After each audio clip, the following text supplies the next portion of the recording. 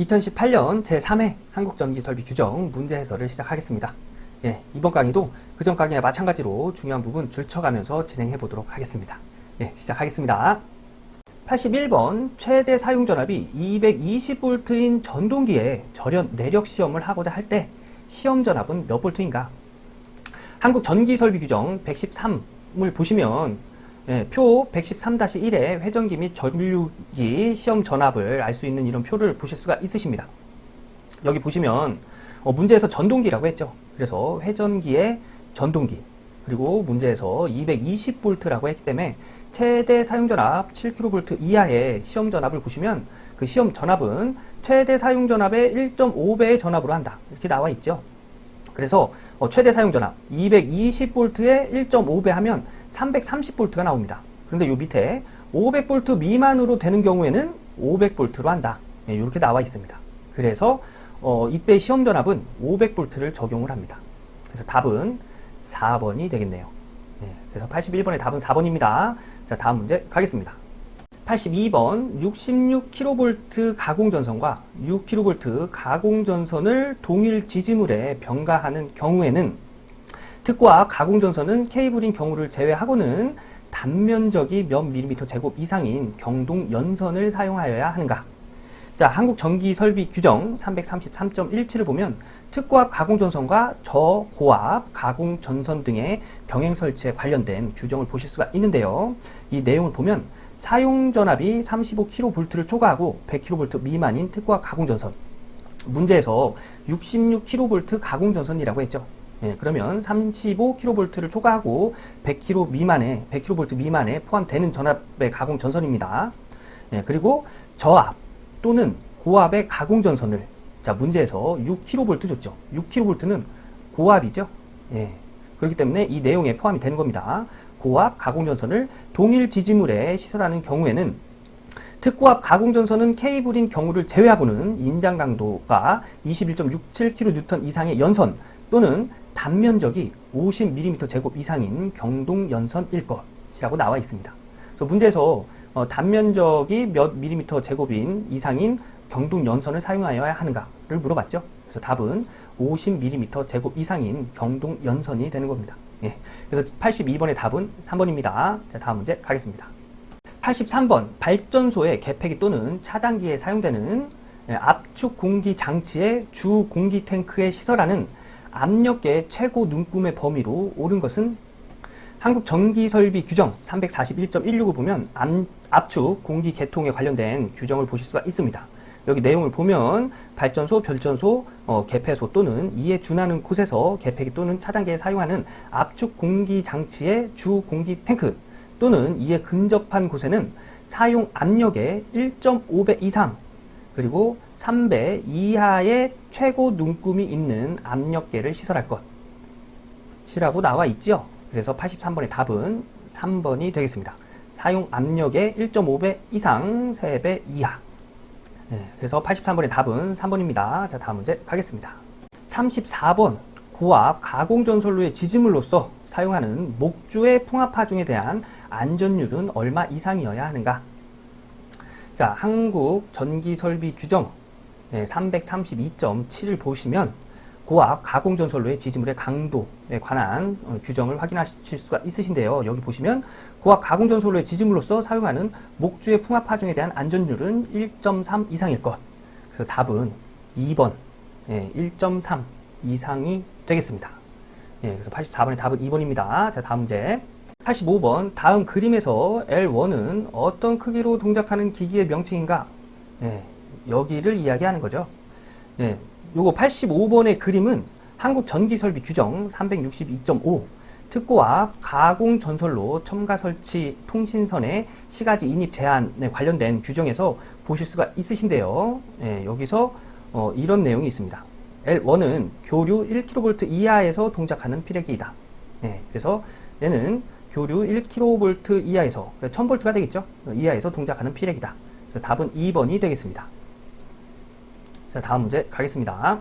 86번 지중전선로에 있어서 폭발성 가스가 침입할 우려가 있는 장소에 시설하는 지중함의 크기가 몇 메다 제곱 이상일 때 가스를 방산시키기 위한 장치를 시설하여야 하는가? 예, 답은 1번입니다.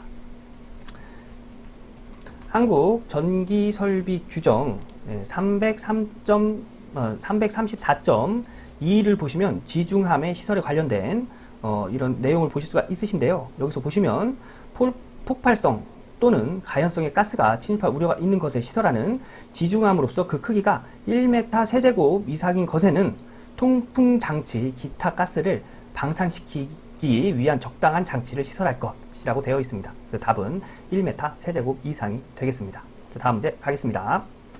87번 최대 사용전압이 22.9kV인 3상 4선식 다중 접지 방식의 지중 전선로에 절연 내력 시험을 직류로 할 경우 시험 전압은 몇 볼트인가?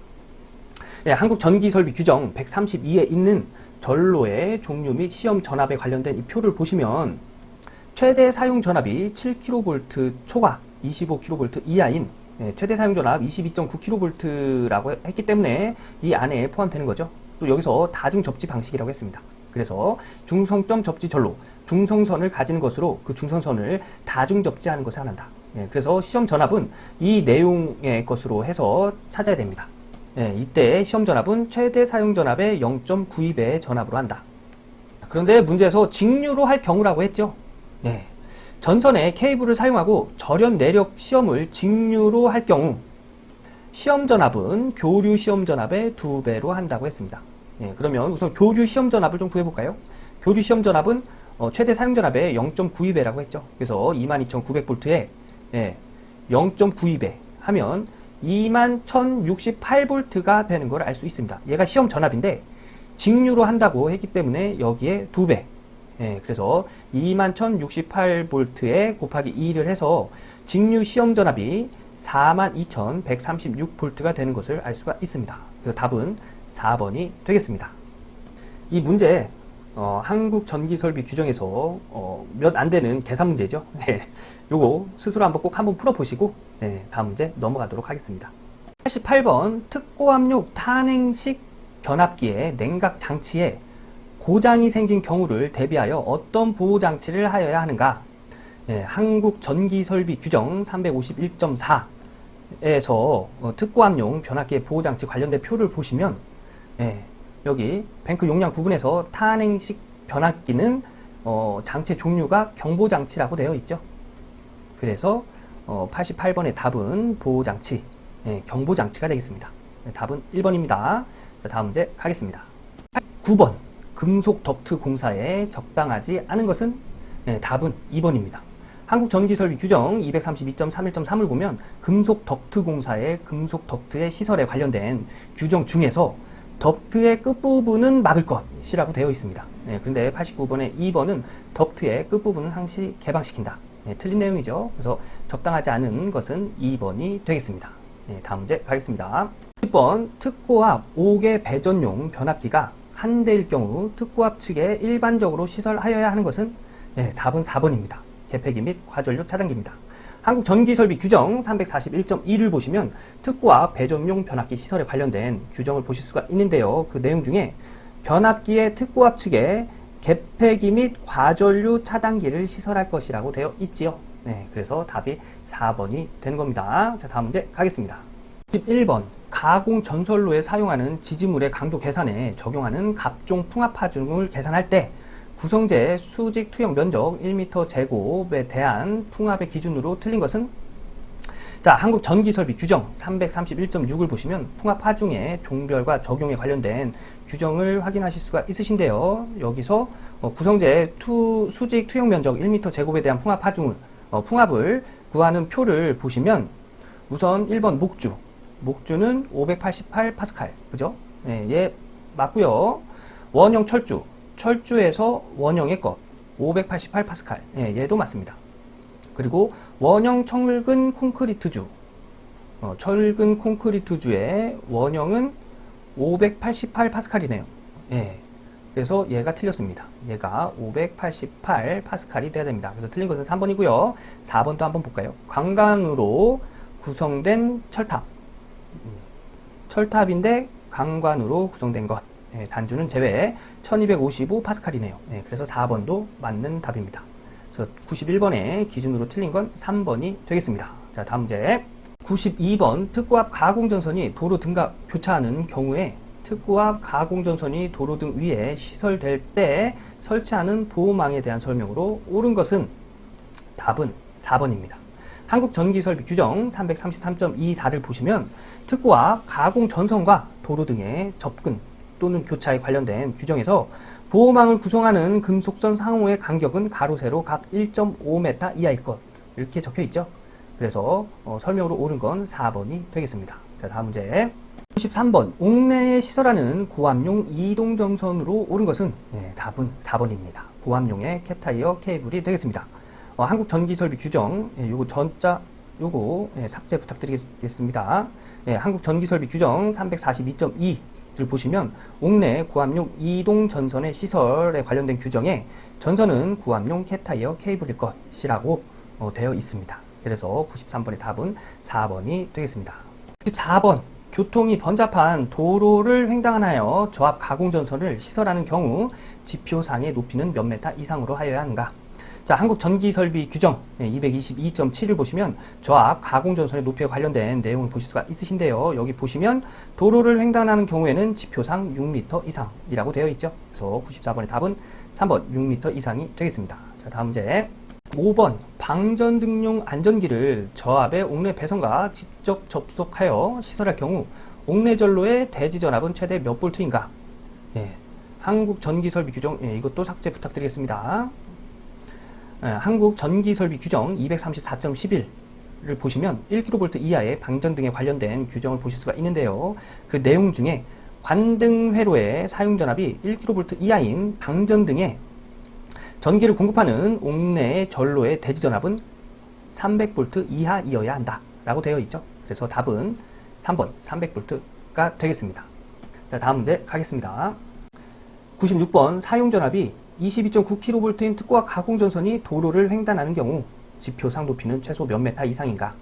자, 한국전기설비 기준 334.7를 보시면 특구와 가공전선의 높이를 알 수 있는 그 규정을 확인할 수 있는데요. 사용 전압의 구분에서 35kV 이하, 문제에서 22.9kV 줬죠. 그래서 35kV 이하에서의 지표상 높이는 5m입니다.